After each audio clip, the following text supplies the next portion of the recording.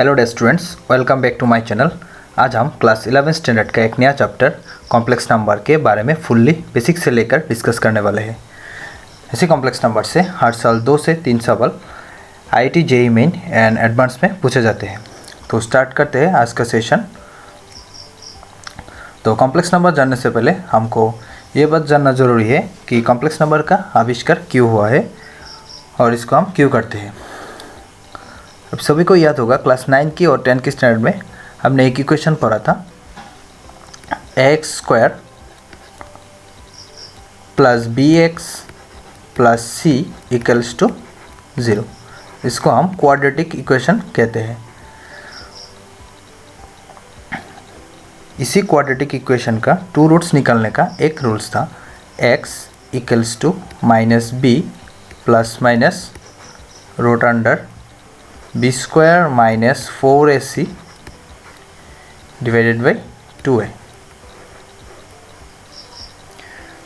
यानी आप कोई भी क्वाड्रेटिक इक्वेशन ले लो, उसका 2 रूट्स ही निकल कर आएगा। तो यहाँ पर b² माइनस 4ac को हम डिस्क्रिमिनेंट कहते हैं, जिसको हम d से डिनोट करते हैं। तो b² माइनस 4ac को हम कैसे डिनोट करते हैं? d से डिनोट करते हैं। डिस्क्रिमिनेंट्स की रूट्स ऑफ नेचर की टोटल 3 कंडीशन था। एक number, if d greater than 0, if d greater than 0 then 2 roots are real and distinct।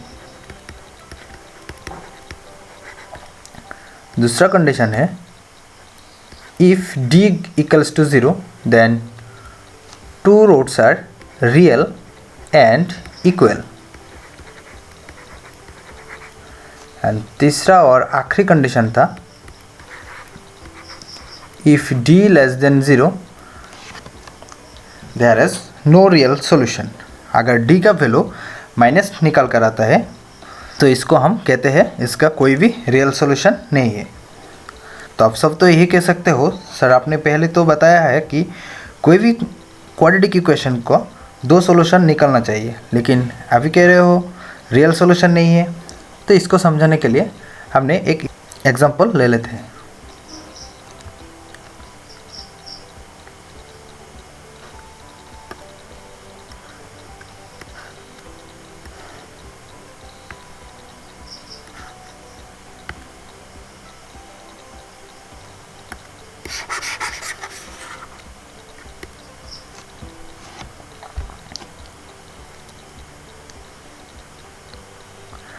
तो इसको समझाने के लिए हम एक एग्जांपल ले लेते हैं, x² प्लस 1 इक्वल्स टू 0। ये भी एक क्वाड्रेटिक इक्वेशन है, क्योंकि कोई भी इक्वेशन का वेरिएबल का हाईएस्ट पावर अगर 2 हो तो उसको हम क्वाड्रेटिक इक्वेशन कहते हैं। तो इसको समझाने के लिए एक एग्जांपल ले लेते हैं, x² प्लस 1 इक्वल्स टू 0। ये भी एक क्वाड्रेटिक इक्वेशन है, क्योंकि इसका हाईएस्ट पावर है 2। इसको हम x² plus bx plus c equals to 0 इसके साथ कंपेयर कर देते हैं। तो a इक्वल्स टू क्या होगा 1, b इक्वल्स टू क्या होगा 0 और c का वैल्यू क्या होगा 1। डिस्क्रिमिनेंट यानी d इक्वल्स टू फॉर्मूला क्या था, b² माइनस 4ac।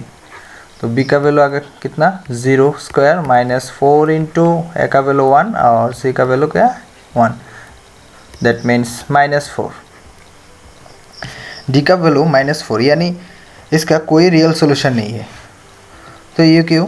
पावर 2 होने के बावजूद भी इसका कोई रियल सॉल्यूशन नहीं है।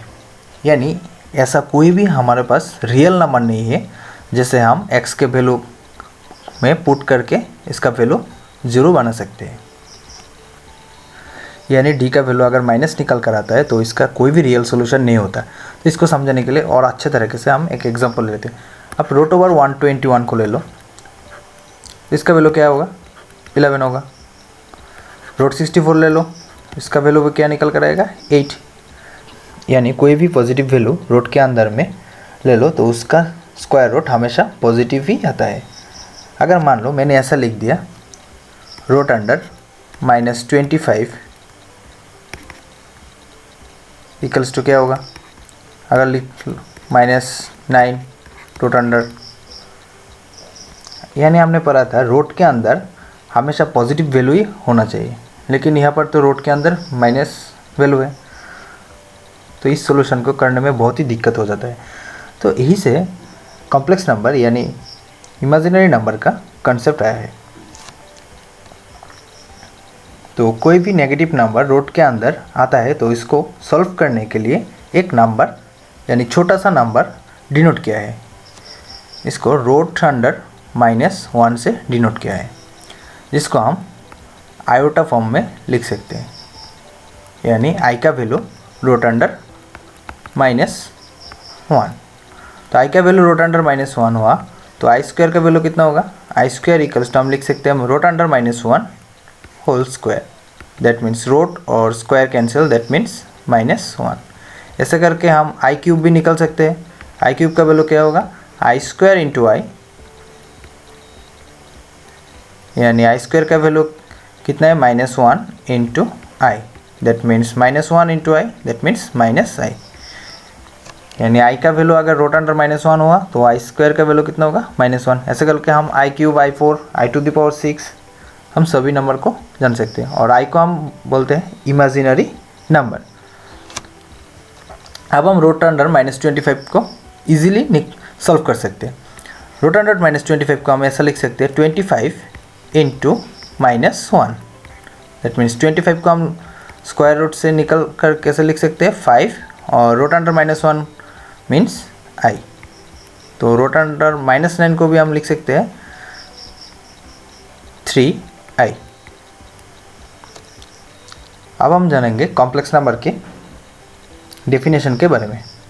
ए number that can be expressed is the form of a plus iota b where a, b are real number is defined as complex number.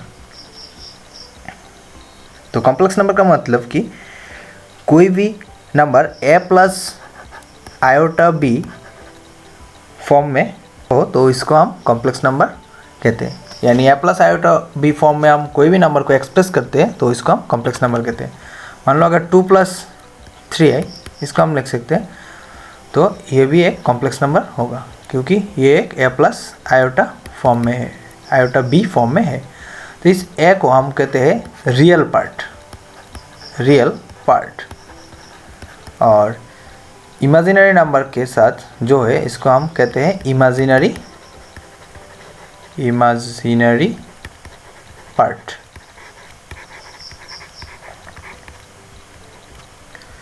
और इस i का वैल्यू क्या है, i का वैल्यू है रूट अंडर -1।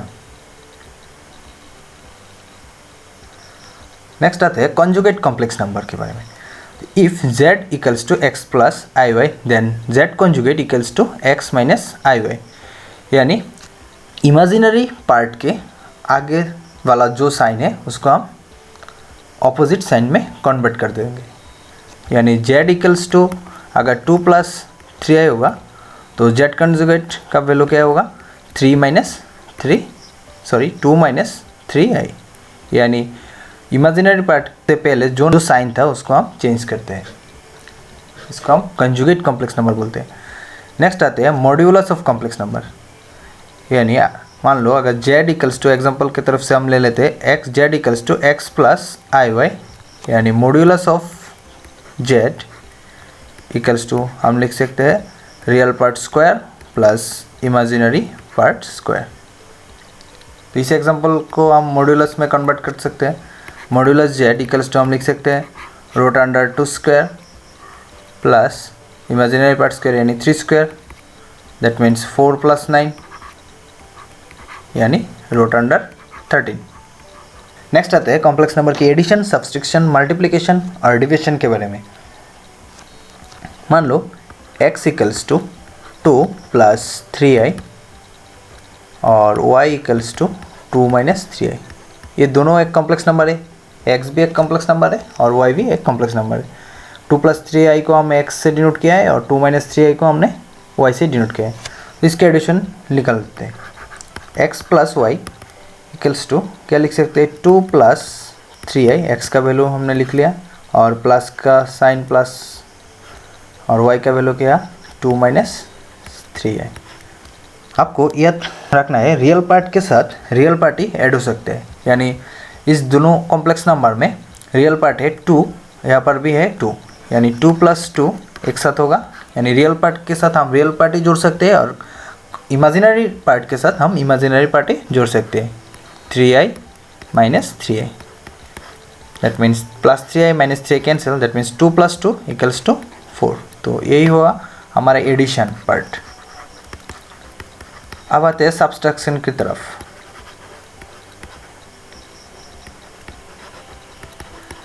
तो सब्सट्रैक्शन करते हैं x - y = ये भी सेम होगा, यानी रियल पार्ट के साथ रियल पार्ट माइनस होगा और इमेजिनरी पार्ट के साथ इमेजिनरी पार्ट माइनस होगा, यानी 2 - 2 -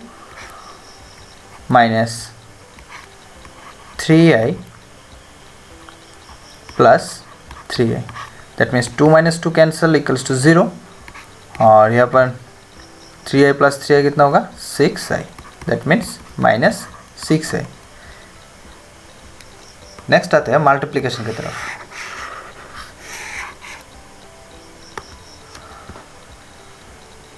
x × y हम कैसे लिख सकते हैं? x × y को 2 + 3i × 2 -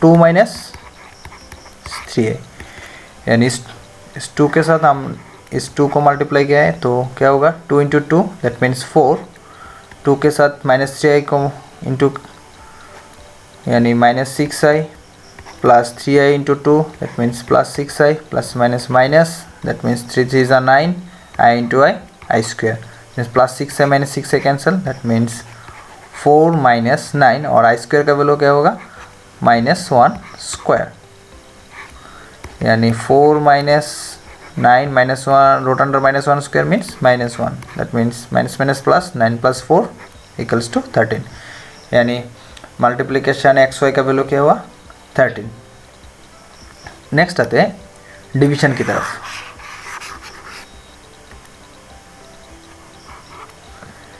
x / y = 2 + 3i / 2 - 3i। Denominator का वैल्यू क्या है 2 - 3i, इसका कॉन्जुगेट क्या होगा 2 + 3i, तो 2 + 3i हमने एक्स्ट्रा ले लिया तो इसको हम ऊपर भी लिख सकते हैं 2 + 3i। तो नीचे एलसीएम नीचे 2 - 3i × 2 + 3i को हम लिख सकते हैं 2² - 3i होल स्क्वायर, यानी a² - b², और ऊपर हम लिख सकते हैं 2 + 3i होल स्क्वायर। इसका हम कैसे लिख सकते हैं तभी देखते हैं। 2² - 3i whole square, 2² means 4 - 3² means 9, i² means -1 और ऊपर a + b whole square form में है, इसका हम लिख सकते हैं 2² यानी a² means 2² means 4 plus 2ab 2 × 3 × 2 3 × 2 6 2 12i और यहाँ पर होगा क्या 3i होल स्क्वायर यानी b² मीन्स 9i²।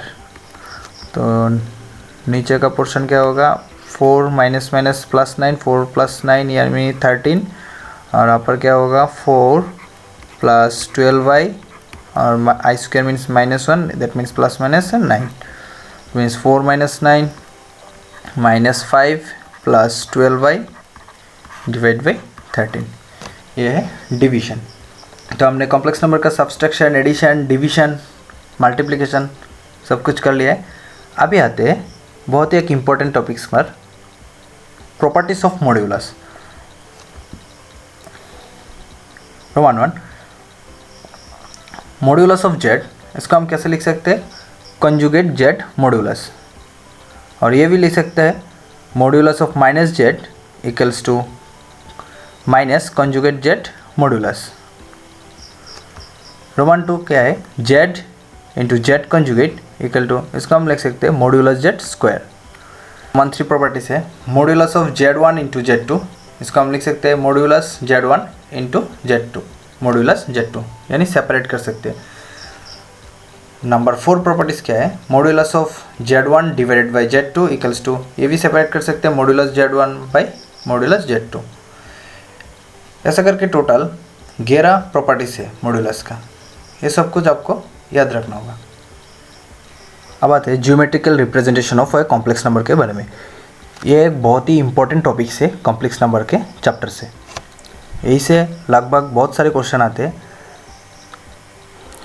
तो इसको हम कहते हैं एक्स एक्सिस यानी एक्स, ये ओरिजिन हो, यहाँ पर नेगेटिव पॉइंट यानी एक्स डैश, यहाँ पर वाई एक्सिस का पॉजिटिव वैल्यू यानी वाई एक्सिस, यहाँ पर है वाई एक्सिस का नेगेटिव वैल्यू यानी वाई डैश। ये राइट एंगल ट्रायंगल यानी 90 डिग्री, इसका हम ऐसे डिनोट करते हैं। इसका पॉइंट का नाम देते हैं पी। ये थीटा एंगुलर है, ए पी यानी हाइट, ओ ए यानी बेस और ओ पी यानी हाइपोथेनियस। ओ पी को हमने z equals to x plus I Y यानी कॉम्प्लेक्स नंबर, यानी z equals to x plus I Y यानी complex number. Therefore r equals to हम लिख सकते हैं मॉड्यूलस ऑफ z, यानी modulus of z means root under x square plus y square. यानी हम cos थीटा का वैल्यू क्या होगा, cos theta equals to base by hypotenuse, यानी ये है एक्स एक्सिस यानी x बाई हाइपोथेनियस का वैल्यू क्या है z यानी r, इसका मॉड्यूलस z लिख लेते हैं। z ठीक है, मॉड्यूलस z लिखने का ज़रूरत नहीं है। तो x इक्वल्स टू क्या होगा r cos थीटा, और साइन थीटा क्या होगा, साइन थीटा इक्वल्स टू हम लिख सकते हैं हाइट बाई हाइपोथेनियस यानी y by r। That means y equals to r sin theta. Therefore y by x क्या होगा, y by x equals to हम लिख सकते हैं r sin theta divided by r cos theta, यानी r cancel, that means tan theta।